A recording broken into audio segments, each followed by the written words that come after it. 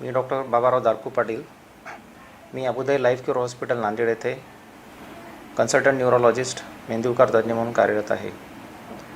तुम्हाला माहीतच असेल, मागील 5 ते 6 वर्षापासून मी नांदेड येथे मेंदूविकार तज्ज्ञ म्हणून पेशंट रुग्णांना सेवा देत आहे.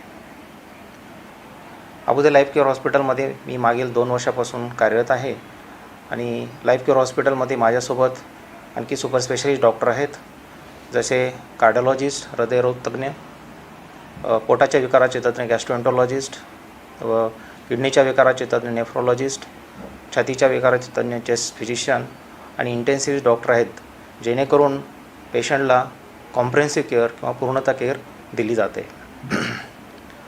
आज मी तुमच्यासमोर जागतिक पॅरालिसिस दिवस वर्ल्ड स्ट्रोक डे या निमित्तानं समोर आलेलं आहे. दर वर्षाला 29 ऑक्टोबर रोजी WHO जागतिक पॅरालिसिस दिवस वर्ल्ड स्ट्रोक डे म्हणून साजरा केला जातो. मेंदूशी निगडीत आजारावरती जागृती करण्यासाठी जगभर या दिवशी स्ट्रोक किंवा पॅरालिसिस किंवा अर्धांगवायूबद्दल माहिती दिली जाते. या निमित्तानं आज मी लकवा, पॅरालिसिस किंवा अर्धांगवायू या आजाराविषयी माहिती देऊ इच्छितो. लकव्याची माहिती साधारणपणे मी लकव्याची लक्षणं काय असतात, लकवा कोणत्या कारणामुळे होतो, लकव्याची ट्रीटमेंट काय आहे आणि लकवा कसा टाळता येतो ह्याबद्दल मी तुम्हाला आज माहिती देणार आहे. 29 ऑक्टोबर हा वर्ल्ड स्ट्रोक डे आहे. जागतिक पक्षाघात दिवस म्हणून साजरा केला जातो आणि ह्या दिवशी मी त्या आजाराबद्दल तुम्हाला जनजागृती करत आहे. जगभर असं मानलं जाते की लकवा हे मृत्यूचे 3रे कारण आहे. जसं हृदयाच्या आजारानंतर आणि कॅन्सरच्या आजारानंतर 3रं कारण जर मृत्यूचं जगभरात असेल तर लकवा आहे. आणि हे लकवा हे अपंगत्वाचं पहिलं कारण ठरते. अपंगत्व म्हणजे पडून राहणं किंवा त्याला आपण मॉर्बिडिटी म्हणतो इंग्लिशमध्ये. ते लकवा हे जगभरात पहिलं कारण ठरतं. आणि भारतात दर मिनिटाला 6 लोकांना ब्रेन स्ट्रोक किंवा पॅरालिसिस होतो आणि दर मिनिटाला एका पेशंटचा पॅरालिसिसमुळं मृत्यू होतो. आणि जर आपण पाहिलं तर ॲन्युअल इन्सिडन्स म्हणजे वर्षातून किती पेशंटला लकवा होतो, तर दर 1 लाख पॉप्युलेशनच्या मागे 100 ते 150 लोकांना स्ट्रोक होतो इंडियामध्ये दर वर्षाला. तर आपण जाणून घेऊया की लकव्याचे लक्षण काय असतात. लकव्याचे लक्षणं म्हणजे अचानक बोलताना बोबडी वळणं, चेहरा वाकडा होणं, एका हाताची किंवा पायाची ताकद जाणं हे मुख्य लकव्याचे लक्षणं असतात. पण हे लक्षणं सोडून पण इतर काही लक्षणे लकव्याची असतात.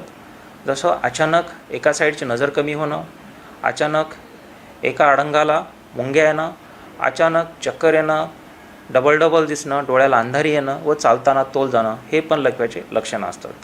किंवा हे लक्षणं बऱ्याचदा येतात आणि जातात. त्याला आपण मिनी स्ट्रोक किंवा आपलं सायंटिफिक लँग्वेजमध्ये आपल्याला त्यांना ट्रान्झिएंट इस्केमिक अटॅक म्हणतो. जेव्हा पेशंटला हे लक्षणं बोबडी वळणं, एका हातापायाची ताकद जाणं किंवा डबल दिसणं येते आणि लगेच 15-20 मिनटात, अर्ध्या तासात ते लगेच कमी होतं, त्याला आपण मिनी स्ट्रोक किंवा ट्रान्झिएंट इस्केमिक अटॅक म्हणतो. असं लक्षणं आल्यानंतर बरेच पेशंट काही नाही झाले म्हणून घरीच बसतात. शुगर कमी झाली किंवा दुसरा काही प्रॉब्लेम नाही म्हणून घरी बसतात.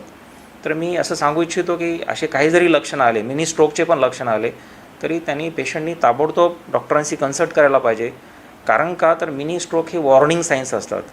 म्हणजे ह्यांना पुढील 2 आठवड्यामध्ये अशा पेशंटला मेजर लकवा बसण्याची शक्यता असते. म्हणून असे पेशंट लवकरात लवकर हॉस्पिटलमध्ये पोहोचणं आवश्यक असते. आपल्या WHO वर्ल्ड हेल्थ ऑर्गनायझेशननी आपला एक फॉर्म्युला दिलेला आहे की जे लवकर लकव्याचे लक्षणं आपण समजू शकतो. त्या फॉर्म्युलाचं नाव आहे FAST, FAST. F हे फेससाठी म्हणजे चेहऱ्यासाठी. एखाद्या पेशंटला जेव्हा तुम्हाला लक्षणं जाणवतात त्याला स्माईल करायला सांगायचं. जर त्याच्या चेहऱ्यामध्ये असिमेट्री किंवा एक चेहरा खाली ड्रूप होताना दिसत असेल ते लकव्याचे लक्षण असते. त्यानंतर A म्हणजे आर्म म्हणजे हाताचं विकनेस. तर पेशंटला दोन्ही हात वर करायला सांगायचे. जर एक हात खाली ड्रूप होत असेल किंवा खाली पडत असेल म्हणजे त्या साईडचा हात त्याचा कमजोर आहे आणि त्याला पॅरालिसिसचे लक्षणं आहेत. फास्टमध्ये S म्हणजे स्पीच, बोलणं. पेशंटला बोलायला लावायचं. बोलताना तो बोबडी बोलत असेल किंवा बोलता येत नसेल हे एक लकव्याचं लक्षण असते. आणि T म्हणजे टाईम. हे 3 लक्षणं जर पेशंटमध्ये आढळून आले तर टाईम म्हणजे वेळ न घालता ताबडतोब लगेचच्या लगेच डॉक्टरांशी कन्सल्ट करणं फोन करून आणि हॉस्पिटलमध्ये घेऊन जाणं हे महत्त्वाचं आहे. फास्ट फॉर्म्युला हे लवकर आयडेंटिफिकेशन पॅरालिसिसचं करण्यासाठी आहे, जेणेकरून पेशंट लवकरात लवकर हॉस्पिटलमध्ये पोहोचू शकतो. आता लकव्याचे मुख्य कारणे काय असतात? लकव्याचे कारणं 2 प्रकारामध्ये आपल्याला सांगता येतील. एक म्हणजे मॉडिफायबल कारण, की जे आपण प्रिव्हेंटेबल कारण, जे आपण टाळू शकतो, आणि जे कारण दुसरं कारण असं आहे की जे आपण टाळू शकत नाही, नॉन मॉडिफायबल. तर मॉडिफायबल कारणामध्ये हायपरटेन्शन, उच्च दाब, हायपरटेन्शन हे मेजर कारण आहे. ज्यांना हाय ब्लड प्रेशर आहे त्यांना लकव्याची रिस्क वाढते, त्याच्यामुळे ब्लड प्रेशर कंट्रोल ठेवणं खूप आवश्यक असते. दुसरं कारण म्हणजे डायबिटीज, मधुमेह. ज्यांना मधुमेह आहे आणि अनकंट्रोल्ड आहे त्यांना लकवा होण्याची रिस्क जास्त असते, त्याच्यामुळं अशा पेशंटनी त्यांचं शुगर कंट्रोलमध्ये ठेवणं, नियमित मेडिसिन घेणं खूप गरजेचं आहे. तिसरं कारण म्हणजे जे आपण प्रिव्हेंट करू शकतो, म्हणजे धूम्रपान करणं टाळणं आवश्यक आहे. धूम्रपान केल्यास पॅरालिसिसची रिस्क वाढते. अल्कोहोल ड्रिंक केल्यामुळं किंवा अल्कोहोलची रिस्क वाढतं. त्याच्यानंतर हार्ट डिसीज, हृदयाचे आजार. ज्यांना हृदयाचा आजार आहे त्यांना पण पॅरालिसिसची रिस्क वाढते. हृदयाचे वेगवेगळे आजार, जसे हृदयाच्या वॉलचा आजार असेल किंवा हृदयाचे ठोक्याचा आजार असेल, हृदयाचे ठोके रेग्युलर नसतील किंवा अनियमित असतील किंवा पेशंटला हार्ट अटॅक येऊन गेला असेल तर ही पॅरालिसिसची रिस्क वाढते. आणि कारण म्हणजे ओबेसिटी. ओबेसिटी म्हणजे मोठापण किंवा लठ्ठपणा हे एक लकव्याचं कारण आहे, जेणेकरून वजन कमी केल्यास हा लकव्याची रिस्क कमी होते. आता दुसरं कारण म्हणजे नॉन मॉडिफायबल, की जे आपण टाळू शकत नाही. जसं वय वाढतं तसं लकव्याची रिस्क वाढतं. जसं वयाच्या 55 वयानंतर लकव्याची रिस्क वाढते. 55 वयानंतर दर 10 वर्षाला लकव्याची रिस्क डबल होते, जे की आपण म्हणजे टाळू शकत नाही. दुसरं कारण म्हणजे असं आढळून आलेलं आहे की लकवा हे माणसामध्ये जास्त प्रमाणात आहे, कम्पेअर टू स्त्रियापेक्षा माणसामध्ये जास्त प्रमाणात आहे. आणि तिसरं कारण म्हणजे जेनेटिक. जर कोणाला घरी फॅमिली हिस्ट्री असेल पॅरालिसिस तर त्या फॅमिलीमध्ये पॅरालिसिसची रिस्क वाढते. तर हे आपण मुख्य लकव्याचे कारण आपण ऐकलेलं आहात. आता मी तुम्हाला लकव्याचे प्रकार सांगतो आणि लकवा कशा प्रकारे होतो ह्याच्याबद्दल काही माहिती देऊ इच्छितो. 80% लकवा हे मेंदूची रक्तवाहिनी बंद पडल्यामुळे, ब्लॉक झाल्यामुळे होतात. मेंदूची रक्तवाहिनी ब्लॉक झाल्यामुळं मेंदूच्या पुढच्या भागाला ऑक्सिजन पुरवठा किंवा न्यूट्रिशन खंडित होतो आणि त्याला आपण इस्केमिक स्ट्रोक म्हणतो.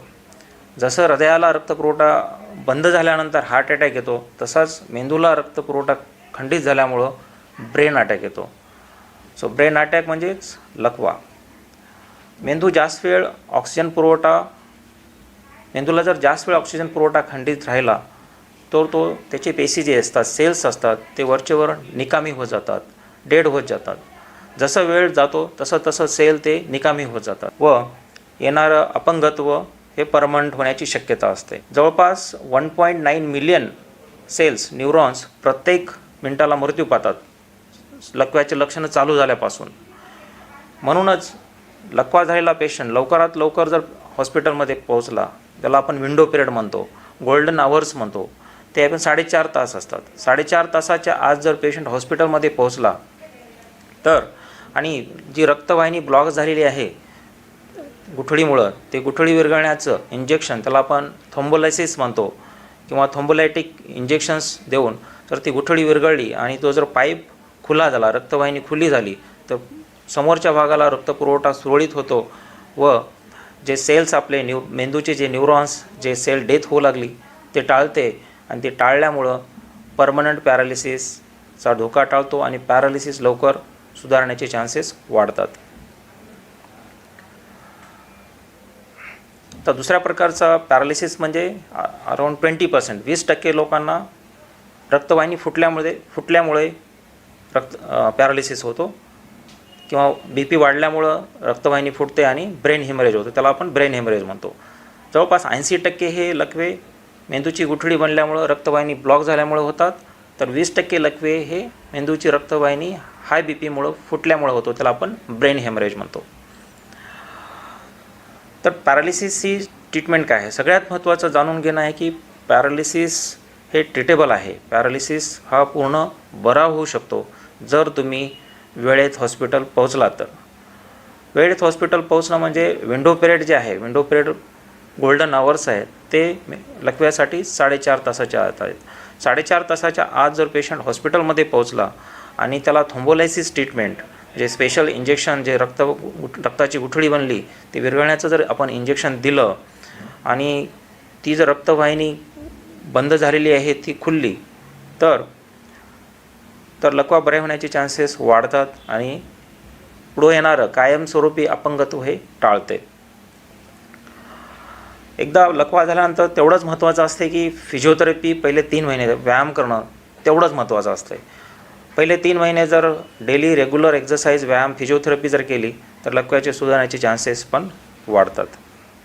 आणि एकदा पॅरालिसिस झाल्यानंतर पुढं होऊ नये पॅरालिसिस म्हणून नेहमीसाठी रक्तपातळीचे कोलेस्ट्रॉलच्या चरबीच्या गोळ्या आणि त्यासोबत बीपीच्या किंवा शुगर असेल तर शुगरच्या गोळ्या नेहमीसाठी चालू ठेवणं हे महत्त्वाचं असते.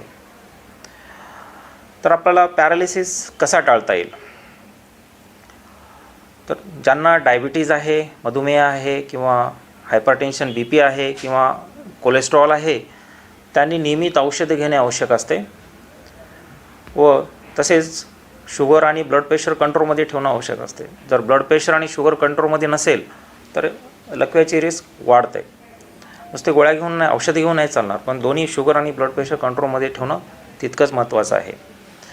दुसरं एक महत्त्वाचं म्हणजे एकदा पेशंट लकवा झाला आणि बरा झाल्यानंतर औषधी बंद करतात. तर एकदा लकवा झाल्यानंतर पॅरालिसिस झाल्यानंतर जो इस्केमिक स्ट्रोक आहे त्यासाठी रक्तपातळीची गोळी आणि कोलेस्ट्रॉलची गोळी हे आयुष्यभर घेणं आवश्यक असते, कारण नाहीतर त्यांना परत लकवा येऊ शकतो. त्याबरोबरच सर्वात महत्त्वाचे म्हणजे जीवनशैली बदलणं. म्हणजे काय तर तंबाखू, स्मोकिंग, त्याच्यानंतर मद्यपान ह्या सवयी सोडणं अत्यंत आवश्यक असते. त्याचबरोबर रोज अर्धा तास एरोबिक व्यायाम म्हणजे चालणं, फास्ट वॉकिंग किंवा सायकलिंग हे आवश्यक आहे. ज्यांचं वजन जास्त आहे त्यांचं वजन कमी करणं आवश्यक आहे. स्ट्रेस, तणाव कमी करणं आवश्यक आहे. आणि जेवणामध्ये डाएट पण तेवढंच महत्त्वाचं आहे. जेवणामध्ये भरपूर पालेभाज्या आणि फ्रूट्स हे खाणं खूप महत्त्वाचं आहे. असं आढळून आलं आहे की ज्यांच्या जेवणामध्ये फ्रूट्स आणि व्हेजिटेबल्स जास्त असतात त्यांना हे स्ट्रोक्स किंवा कोलेस्ट्रॉल स्ट्रोक होण्याची शक्यता कमी असते किंवा हृदयाचेही आजार होण्याची शक्यता कमी असते. तर मी आज वर्ल्ड स्ट्रोक डे, जागतिक पॅरालिसिस दिवस या निमित्तानं सांगू इच्छितो की लकवा हे 80% लकवा प्रिव्हेंटेबल आहे. 80% लकवा आपण टाळू शकतो. आपण जर BP कंट्रोल केलात, शुगर कंट्रोल केलात, रेग्युलर व्यायाम केलात आणि जेवण की डाएट व्यवस्थित ठेवलात तर. दुसरं म्हणजे लकवा ट्रीटेबल आहे. लकव्याचा इलाज होऊ शकतो जर तुम्ही वेळेत हॉस्पिटलमध्ये पोहोचलात तर. 4.5 तासाच्या आत पेशंटनी हॉस्पिटलमध्ये पोहोचायला पाहिजे. जेवढ्या लवकर पोहोचाल तेवढा त्या इंजेक्शनचा फायदा होतो, थ्रोम्बोलायसिस ट्रीटमेंटचा फायदा होतो आणि लवकरात लवकर पेशंट हॉस्पिटलमध्ये पोहोचणं आवश्यक असते. आणि नियमित रेग्युलर नंतर मेडिसिन चालू ठेवणं खूप महत्त्वाचं असते. धन्यवाद.